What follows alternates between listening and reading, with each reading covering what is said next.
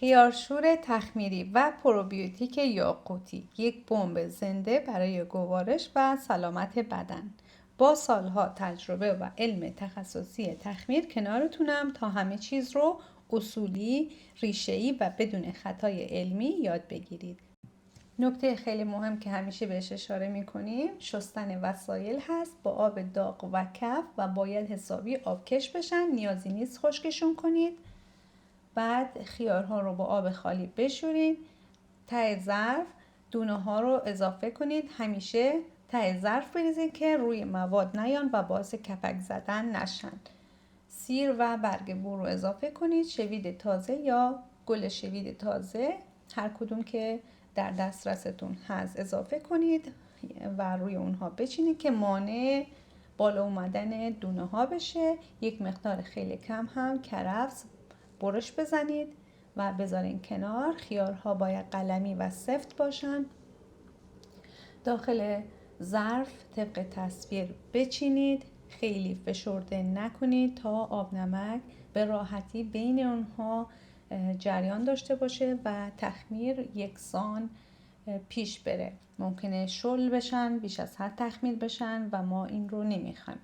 بعد اون ساخه های کرفسی که برش زدین رو آروم بذارین ما بین خیارها. اینها رو هم جوری نذارین که بالا بیان به راحتی و یا خیلی فشرده بشن که مانع جریان آب نمک باشن.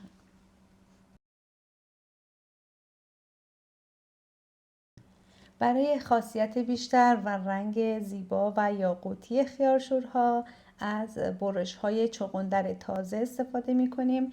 چغندر رو باید با آب سرد بشورین که اون گلولاش پاک بشه ولی باکتری ها از بین نرن. پس ضد عفونی نکنید، خلالی برش بزنید و مثل ساقه های کرفس بین خیارها بچینید. مقدار دقیق مواد و همچنین چغندر رو در آخر ویدیو براتون می‌نویسم، چون اگه بیش از حد استفاده کنید هم رنگش خراب میشه و هم طعمش خراب میشه.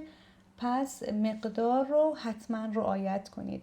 وزنه رو بذاریم، وزنه هم باید کاملا تمیز باشه. آب نمک با 2.5% نمک رو اضافه کنید، در ظرف رو محکم ببندید و بذارید در دمای محیط تخمیر بشه.